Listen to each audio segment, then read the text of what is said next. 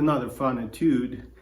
Mostly here you're dealing with sixths, so be sure to practice them separately to make them more appealing and easier to play. It's not a difficult etude, but it will require a little getting used to, and you're dealing with a detached eighth note always, up bow or down bow, so just be aware of that.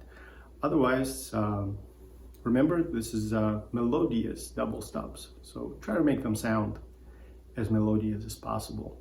And if you enjoyed the video, please give it a thumbs up, and as always, thank you for watching.